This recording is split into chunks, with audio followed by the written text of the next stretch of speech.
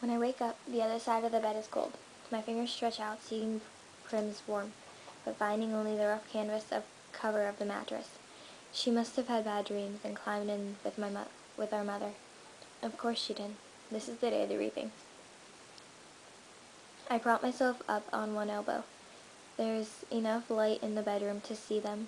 My little sister, Prim, curled up on her side, cocooned in my mother's body, their cheeks pressed together in sleep. In sleep, my mother looks younger, still worn out, but not so beaten down. Prim's face is as fresh as a raindrop, as lovely as the primrose for which she was named. My mother was very beautiful once, too, or so they tell me.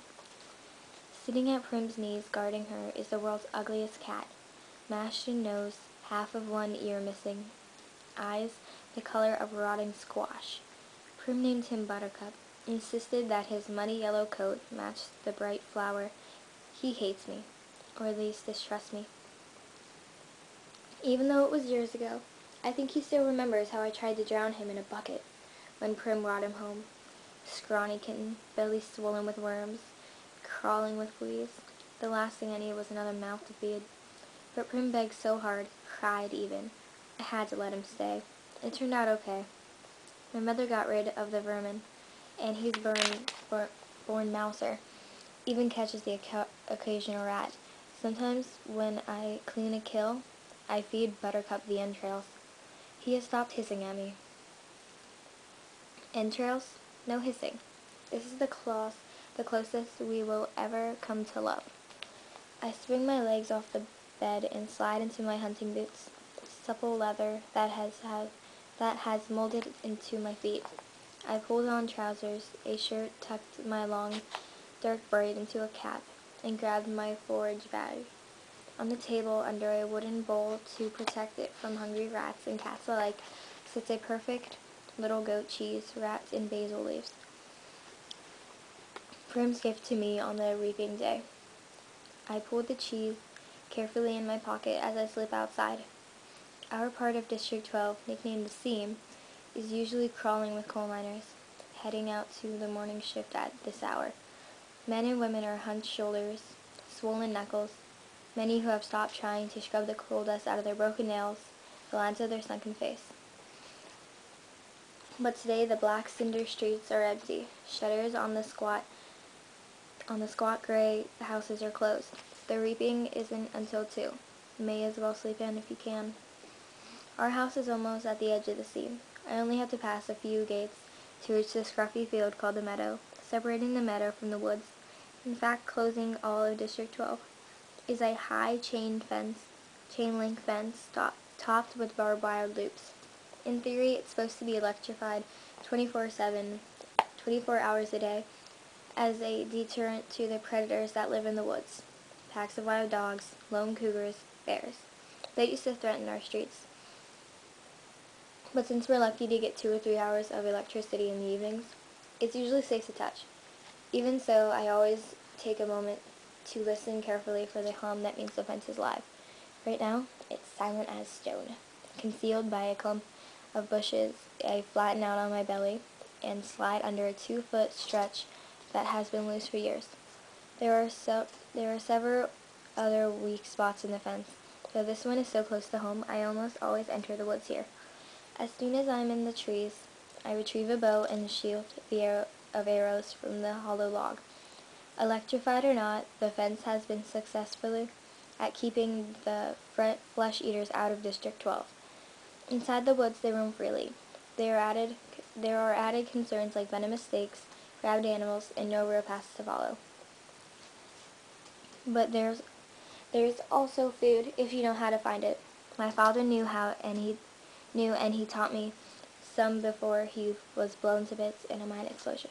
There was nothing even to bury. I was 11 then. 5 years later, I still wake up screaming for him to run. Even though trespassing in the woods is illegal, I poach, and poaching carries the severest of penalties. Most people would risk it if they had weapons, but they are not bold enough to venture out with just a knife. My bow is a rarity, crafted by my father along with a few others, that I keep well hidden in the woods, carefully wrapped in waterproof covers. My father could have made good money selling them, but if the officials found out, he would have been publicly executed for inciting a rebellion. Most of the peacekeepers turn a blind eye to the few of us who hunt because they're as hungry for fresh meat as anybody is. In fact, they're among our best customers. But the idea that someone might be arming the seam would never have been allowed. In the fall, a few brave souls sneak into the woods to harvest apples, but always in sight of the meadow, always close enough to run back to the safety of District 12 if trouble arises. District 12, where you can starve to death in safety, I mutter. Then I glance quickly over my shoulder. Even here, even in the middle of nowhere, you worry someone might overhear you. When I was younger, I scared my mother to death, the things I would blurt out about District 12, about the people who rule our country, Panem, from the far-off city called the capital. Eventually I understood this would only lead us to more trouble, so I learned to hold my tongue and to turn my features into an indifferent mask so that no one can ever read my thoughts. Do my work quietly in school, make only polite small talk in the public market, discuss little more than trades in the hob, which is the black market where I make most of my money.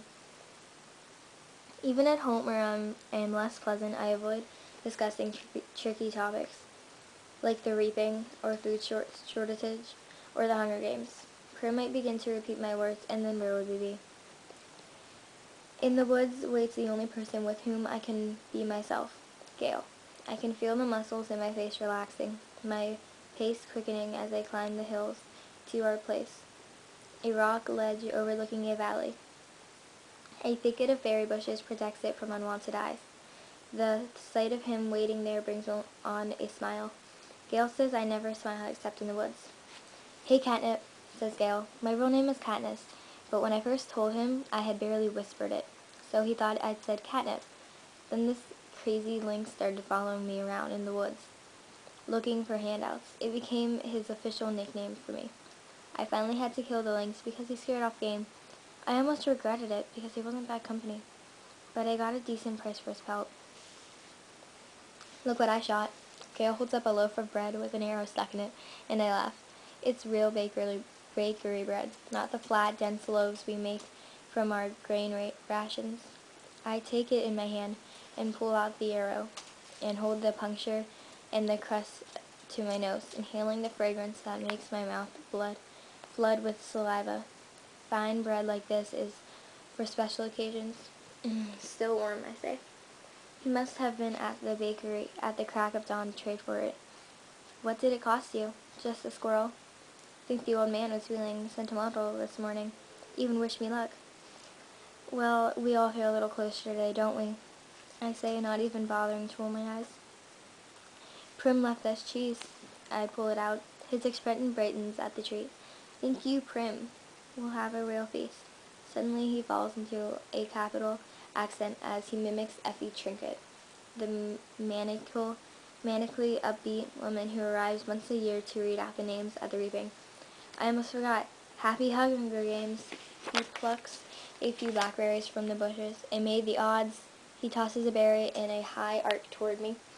I catch it in my mouth and break the delicate skin with my teeth. The sweet tartness explodes across my tongue. Be ever in your favor. I finish with equal verve.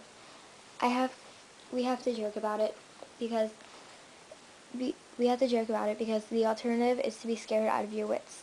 Besides, the capital accent is so affected, almost anything sounds funny in it. I watch as Gale pulls out his knife and slices the bread. He could be my brother.